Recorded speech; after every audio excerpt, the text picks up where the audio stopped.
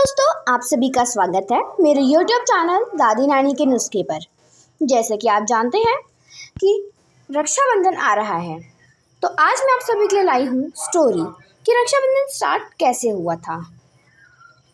वैसे तो रक्षाबंधन के बारे में दो कहानियाँ सबसे ज़्यादा मानी जाती हैं। पहला है कृष्ण जी और द्रौपदी का, दूसरा है रानी कर्णावती और हुमायूं का। तो सबसे पहले कृष्ण जी और द्रौपदी की कहानी से हम शुरू करते हैं। आई होप आप लोगों को इसे सुन के मज़ा आएगा। भगवान श्री कृष्ण ने पृथ्वी पर धर्म की रक्षा के लिए राजा शिशुपाल का वध किया, जो एक शैतान था। युद्ध के दौरान भगवान कृष्ण को चोट लग गई और एक खूनी उंगली के साथ छोड़ दिया गया। जब द्रौपदी ने देखा कि उसकी उंगली में से खून बह रहा है, तो उन्होंने अपनी साड़ी का एक टुकड़ा फाड़ दिया और खून बहने से रोकने के लिए उनकी उंगली पर चारों तरफ बांध दिया। कृष्ण भगवान ने उनकी देखभाल और प्यार की सराहना की है। वो उन्हें अपनी बहन के प्यार और देखभाल से बांधा हुआ महसूस करते थे। भगवान कृष्ण ने भविष्य में उनकी दया के लिए उन्हें वापस भुगतान करने का वादा किया। लंबे समय के बाद बेईमान कौरवों ने पासे का खेल जीत लिया और द्रौपदी को पांडवों से दूर ले गए। उन्होंने द्रौपदी का चीरहरण करने की कोशिश की और तभी भगवान कृष्ण ने द्रौपदी के सम्मान की रक्षा के लिए अपनी दिव्य शक्तियों का इस्तेमाल किया।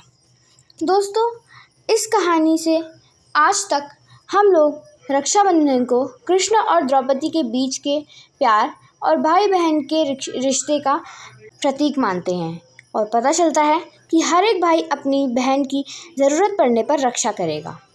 दोस्तों, अब दूसरी स्टोरी है रानी कर्णावती और हुमायूं की। तो चलिए स्टार्ट करते हैं। रानी कर्णावती चित्तौड़ के राजा संग्राम सिंह की पत्नी थी। राणा संग्राम सिंह सिसोदिया वंश के राजा थे और राणा संग्राम के नाम से भी जाना जाते थे। उनके दो पुत्र थे, विक्रमादित्य और उदय सिंह। आगे चलकर उदय सिंह के बड़े पुत्र प्रताप मेवाड़ के राणा बने और महाराणा प्रताप के नाम से मशहूर हुए। राणा संगा की जब मृत्यु हुई तो उस समय उनके दोनों पुत्र विक्रमादित्य और उदय सिंह बहुत छोटे थे और इस लायक नहीं थे कि राजपाट संभाल सके। फिर भी कर्णावती ने मेवाड़ के सिंहासन पर अपने बड़े पुत्र विक्रमादित्य को बैठाया और स्वयं राजकाज संभालने में उनकी मदद करने लगी। इस बीच गुजरात के बहादुर शाह ने मेवाड़ पर कब्जा करने के लिए उस ओर कूच कर दी। रानी कर्णावती को जब ये समाचार मिला तो वे बेहद चिंतित हो गई। उन्होंने मदद के लिए राजपूत राजाओं से मदद मांगी, लेकिन उन लोगों ने कई शर्त लगा दी। कर्णावती इससे सोच में पड़ गई। रानी ने काफ़ी सोच विचार किया और फिर मुगल सम्राट हुमायूं को राखी भेजकर उनसे मदद मांगने का निश्चय किया। रानी कर्णावती के इस निर्णय से उनके दरबारी हैरान रह गए। इसके दो कारण थे। पहला ये कि हुमायूं मुस्लिम था, इसलिए उन्हें संदेह था कि एक मुस्लिम के विरुद्ध हुमायूं एक हिंदू रानी की मदद क्यों करेगा। और दूसरा यह कि हुमायूं मुगल वंश के संस्थापक बाबर का पुत्र था और बाबर व राणा संगा के बीच खानवा में ज़बरदस्त युद्ध हो चुका था।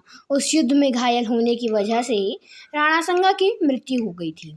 इसलिए रानी को किसी भी दरबारी को यह उम्मीद नहीं थी कि हुमायूं अपने पिता के शत्रु की पत्नी यानी रानी कर्णावती की मदद करेगा। लेकिन रानी कर्णावती अपने निश्चय पर अडिग रहीं।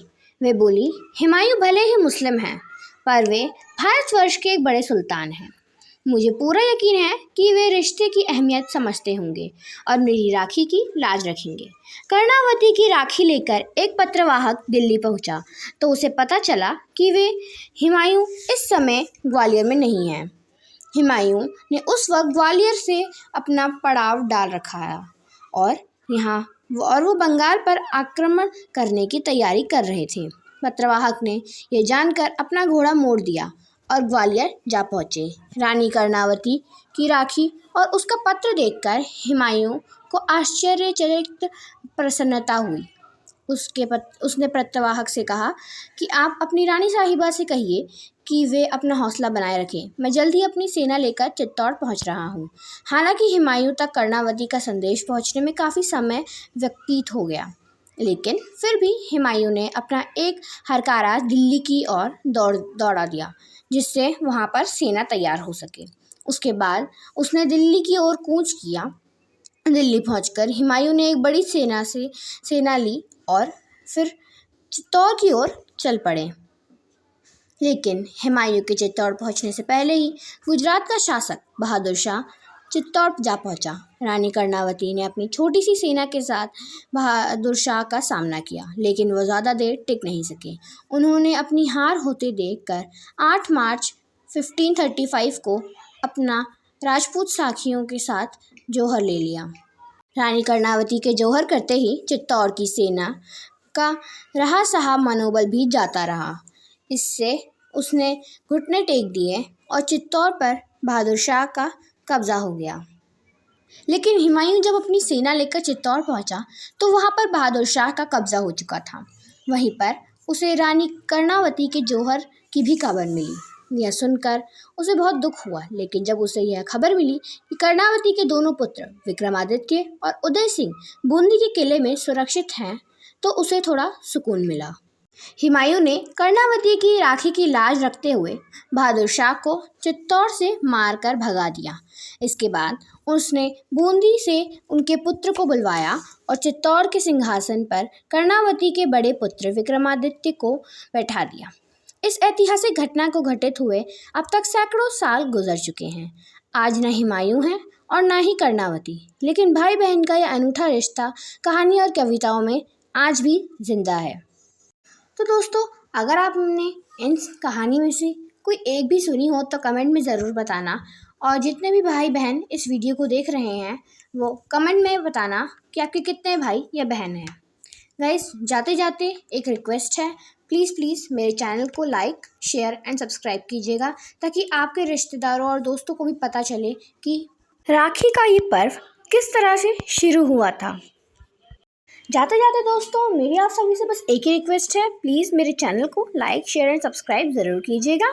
बाय बाय, और मिलते हैं आपसे अगली वीडियो में। तब तक के लिए बाय बाय।